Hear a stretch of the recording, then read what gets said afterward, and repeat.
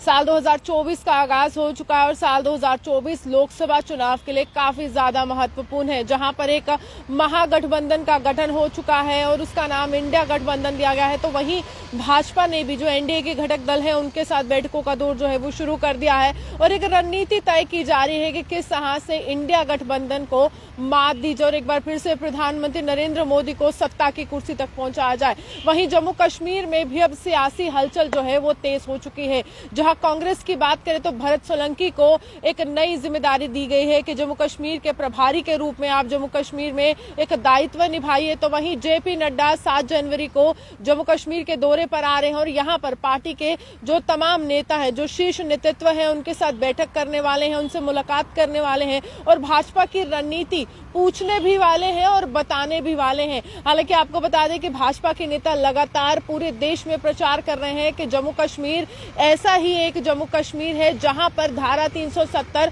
समाप्त होने के बाद काफी ज्यादा विकास कार्य जो थे वो देखने को मिला और धारा 370 विकास में सबसे बड़ी बाधा थी। आतंकवाद को अगर किसी ने बढ़ावा दिया वो धारा 370 ने दिया और भाजपा का अगर हम कहें तो कोर एजेंडा यही रहा तमाम घोषणा पत्रों में कि देखिए 370 हटाना है जम्मू व कश्मीर से। और अब जब सुप्रीम कोर्ट की सुप्रीम मोहर लगती है तो कहीं ना कहीं भाजपा की बातों को बल मिलता है, भाजपा के उस एजेंडे को भी बल मिलता है और लगातार अब भाजपा के नेता ये कह रहे हैं कि हम विकसित भारत के तहत जो है आगे बढ़ रहे हैं, यानी कि भारत अब विकास की ओर आगे बढ़ रहा है और भारत विकसित हो चुका है, यानी कि धीरे धीरे कदम जो है वो विकसित भारत की ओर है। प्रधानमंत्री नरेंद्र मोदी की नीतियों का बखान जम्मू कश्मीर में होने वाला है। अगर आने वाले समय में विधानसभा के चुनाव होते हैं और विधानसभा के क्यों, तैयारियां तो पहले लोकसभा की है क्योंकि विधानसभा के लिए सुप्रीम कोर्ट ने डेडलाइन तय कर दी है कि देखिए आप 30 सितंबर से पहले विधानसभा के चुनाव करवा लीजिए। लेकिन ये कहा जा रहा है कि तरुण चुग भी उनके साथ मौजूद होंगे जब जेपी नड्डा जम्मू कश्मीर आएंगे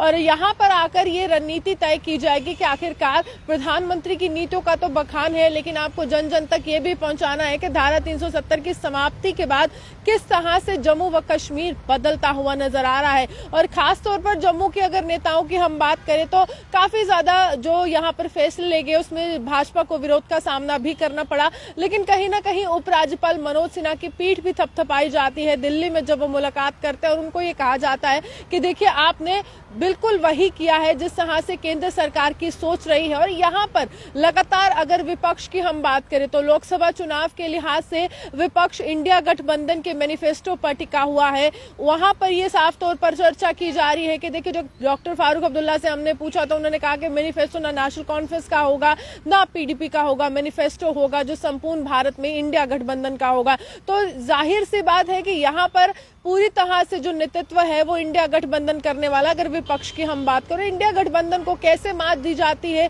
जम्मू कश्मीर में, क्योंकि जम्मू कश्मीर में एक ही राष्ट्रीय दल है जो कांग्रेस के तौर पर यहाँ पर टक्कर दे रहा है भाजपा को और बाकी जो है क्षेत्रीय दल है, यानी कि नेशनल कॉन्फ्रेंस पीडीपी जो है यहाँ पर टक्कर देते हुए नजर आ रहे हैं, लेकिन वो साथ देने वाले इंडिया गठबंधन का। और भाजपा अपने शीर्ष नेतृत्व पर पूरा विश्वास करती है, प्रधानमंत्री नरेंद्र मोदी की नीतियों पर विश्वास करती है। जेपी नड्डा जब जम्मू आएंगे तो खास तौर पर यहाँ पर यह कहा जाएगा कि आगे आने वाले समय में लोकसभा चुनाव के जब बाद का समय है वो भी कहीं ना कहीं यहाँ पर तय कर दिया गया है कि किस तरह से एजेंडा रहने वाला है, किस तरह से आगे बढ़ने वाला है जम्मू कश्मीर। तो वो चर्चा भी लोगों तक आप पहुंचाइए और लोगों को ये बताइए कि जन जन तक आयुष्मान भारत का कार्ड हमने पहुंचाया है, हमने विभिन्न ऐसे काम किए हैं जिससे गरीब जनता जो है वो प्रधानमंत्री का साथ पूरे देश में दे रही है। तभी जो 3 राज्यों में चुनाव हुए वहां पर भाजपा ने कमल खिलाया और एक में ही तेलंगाना में ही कांग्रेस सिमट कर रहेगी। तो खास तौर पर ये जो दौरा है जेपी नड्डा का वो काफी ज्यादा खास रहने वाला है क्योंकि रणनीति भी तय की जाएगी और पूरी तरह से रिपोर्ट कार्ड लेने के लिए लोकसभा चुनाव के पहले 7 जनवरी को जेपी नड्डा जम्मू कश्मीर आ रहे हैं। भाजपा खासी तैयारियों में जुटी है, लेकिन देखना होगा कि जेपी नड्डा की रणनीति और जम्मू कश्मीर भाजपा के नेताओं की बातें क्या जम्मू कश्मीर की आम जनता के दिल में घर करती है या फिर यहाँ पर पासा पलट जाता है। आप यूं हमारे साथ बने रहिए, देखते हुए जम्मू सुहान की रिपोर्ट।